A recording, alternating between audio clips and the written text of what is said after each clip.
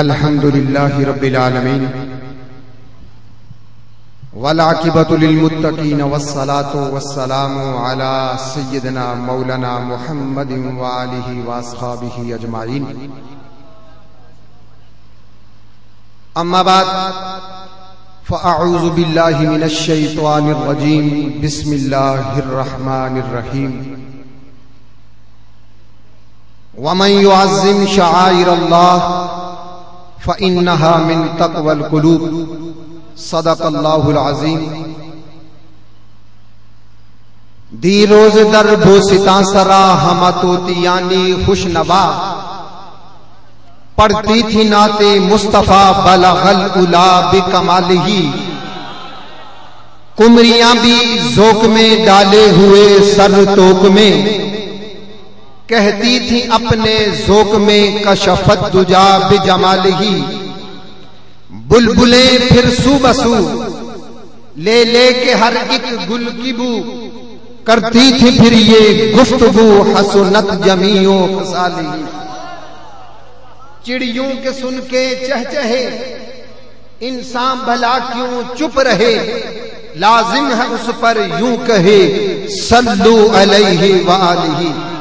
باواز بلند ایک مرتبہ سرکار کی بارگاہ میں ہدیہ درود و سلام پیش کیجئے. الصلاۃ والسلام علیک یا سیدی یا رسول اللہ وعلی آلک واصحابک یا سیدی یا حبیب اللہ. انتہائی عزت و احترام کے لائق آفتاب طریقت مہتاب شریعت شہباز حقیقت بدر ولایت زینت الذاکرین عالمی مبلغ اسلام خواجہ خواجگان پیر طریقت رہبر شریعت ابو الجمال پیر محمد بدر عالم جان صاحب زیدہ مجدہ دیگر مشائخ اعظام ارباب علم و دانش صاحبان محبت و مودت حاضرین ناظرین سامعین خواتین و حضرات. آپ احباب کے سامنے جس آیہ مبارکہ کو بطور عنوان تلاوت کیا ہے اللہ رب العزت فرماتا ہے وَمَن يُعَظِّمْ شَعَائِرَ اللَّهِ. جو اللہ کی نشانیوں کی شعائر اللہ کی تعظیم کرتا ہے فَإِنَّهَا مِن تَقْوَى الْقُلُوبِ. پس یہی دل ہے جو تقوی والے ہیں. جو اللہ کی نشانیوں کی تعظیم کرتا ہے وہی دل تقوی والا ہے, وہی دل خوف والا ہے, وہی دل اللہ کا پسندیدہ دل ہے.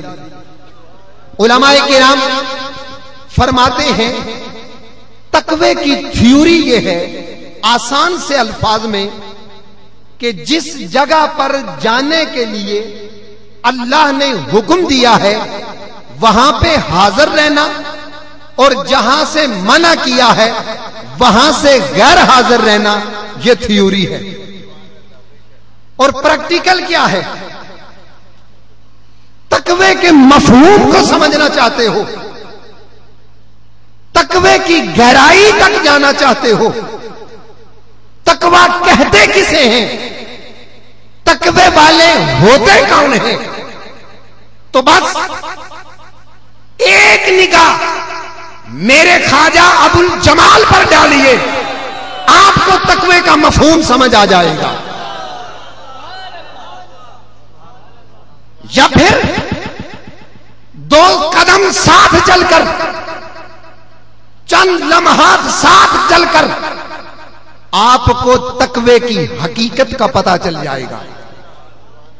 قرآن سے پوچھتے ہیں یہ شاعر اللہ کی تعظیم کرنے والے صاحب تقوی لوگ ہیں تو یہ شاعر اللہ ہے کیا؟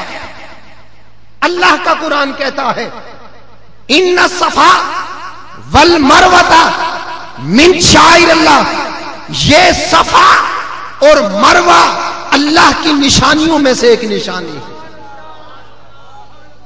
دو پہاڑ ہیں صفا اور مروہ، بلا ان صفا اور مروہ کی عزت، ان کا مقام، ان کی شان کیا ہے کہ کس وجہ سے اللہ نے ان دو پہاڑوں کو قرآن کی زینت بنا دیا؟ کیا ان کے اندر کوئی ذخائر ہے؟ کیا یہ دنیا کے کوئی بلند و بالا پہاڑ ہے؟ نہیں، یہ روکھے سوکھے پہاڑ جن کے اوپر اللہ کی ایک ولیہ، اللہ کی ایک صالحہ بندی حضرت اسماعیل ذبیح اللہ کی والدہ ماجدہ آپ کے اس عالم بچپن میں آپ کو چھوڑ کر پانی کی تلاش میں کبھی صفا پہ جاتی، کبھی مروہ پہ جاتی، درمیانی راستہ آتا، آپ دوڑ لگا لیتی، بس پانی کی تلاش میں جب اللہ کی نیک بندی، جب اللہ کی صالحہ بندی، جب اللہ کی ولیہ صفا پہ جاتی ہے، کبھی مڑ کے مروہ پہ آتی ہے، اللہ کو یہ ادا اتنی پسند آ گئی، اللہ کو یہ ادا اتنی بہا گئی، اللہ نے اس کو قرآن کی زینت پہ بنا دیا، اور قیامت تک کے آنے والے حاجیوں کے اوپر حکم لازم کر دیا کہ جب تم صفا اور مروہ کے درمیان دوڑ کر میری ولیہ کی سنت پر عمل نہیں کرو گے تمہارا حج قبول نہیں کروں گا۔ اب حکم ہے رسولوں آؤ دوڑو، نبیوں دوڑو، ولیوں دوڑو، عالموں دوڑو، صحابہ دوڑو، امیروں دوڑو، غریبوں دوڑو، ایک دوڑ لگی ہوئی ہے، لگی رہے گی، ایک دھوم مچی ہے، مچی رہے گی۔ عقل جگ ہے، کیا یہ دوڑنا بھی کوئی عبادت ہے؟ کیا دوڑنا بھی کوئی عبادت ہے؟ کیا یہ کوئی فقہی جزیہ ہے؟ کیا یہ طہارت کا مسئلہ ہے؟ جواب ملتا ہے یہ نہ کوئی فقہی جزیہ ہے، نہ یہ طہارت کا مسئلہ ہے، بلکہ یہ ادب و الفت کا مسئلہ ہے، یہ عشق و محبت کا مسئلہ ہے، یہ رضا اور دعا کا مسئلہ ہے۔ تو پتہ یہ چلا کہ دین صرف تلاوتوں اور عبادتوں کے مجموعے کا نام نہیں، بلکہ اہل اللہ کی اداؤں اور وفاؤں کا نام بھی دین ہے۔ دین صرف نظر سے ہی نہیں، دین صرف خبر سے ہی نہیں، دین نظر سے بھی ملتا ہے، دین صرف کتابوں سے ہی نہیں، دین آستانوں سے بھی ملتا ہے، دین خبر سے ہی نہیں، دین نظر سے بھی ملتا ہے۔ اہل اللہ کی اداؤں اور وفاؤں کا نام دین ہے۔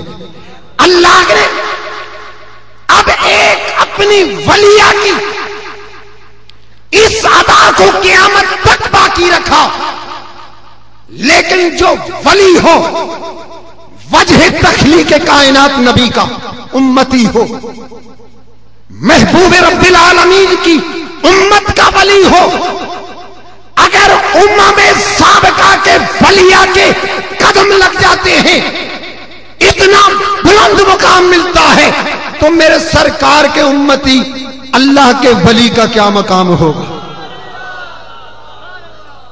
آئیے میں آپ کو عشق و محبت کی ایک ایسی وادی میں لے کے جاتا ہوں جسے دنیا والے حدیبیہ کہتے ہیں۔ میرے آقا صلی اللہ علیہ وآلہ وسلم جب طواف مکہ کے لیے حدیبیہ کے مقام تک پہنچے، قریش مکہ نے سوچا کہ سرکار اپنے غلاموں کے ساتھ حملہ کر رہے ہیں۔ قریش مکہ نے جنگ کی تیاری کی۔ میرے آقا صلی اللہ علیہ وسلم نے حضرت عثمان غنی رضی اللہ تعالی عنہ کو سفیر بنا کر بھیجا۔ ادھر سے عروہ بن مسعود آتا ہے دیکھنے کے لیے کہ دیکھو تو صحیح ساتھ فوج کتنی ہے۔ اب دونوں کی باتیں آپ کی سماعتوں کی نظر کروں گا، بڑی ایمان افروز تختی دل پر لکھنے کے مترادف عروہ بن مسعود 3 دن حدیبیہ کے مقام پر رہ کر جب واپس پلٹتا ہے، اور یہ عروہ بن مسعود وہ شخص تھا جس کے بارے میں قریش کہتے تھے، مکے والے کہتے تھے کہ اگر اللہ نے نبوت نازل کرنی تھی، نبوت عطا کرنی تھی تو عروہ بن مسعود جیسے لوگوں پر کیوں نہیں کی؟ لیکن یہ سعادت تو ازل سے کسی اور کی شان میں تھی۔ عروہ بن مسعود کوئی معمولی آدمی نہیں تھا، قریش کا سکالر تھا۔ جا کر کہتا ہے، اے قریش مکہ، میں کیسر و کسرا کے دربار میں گیا، میں نجاشی کے دربار میں گیا، میں بڑے بڑے بادشاہوں کے دربار میں گیا، میں نے ہر بادشاہ کی محفل کو دیکھا ہے، اس کے دربار کو دیکھا ہے، اس کے درباریوں کو آداب بجا لاتے ہوئے دیکھا ہے۔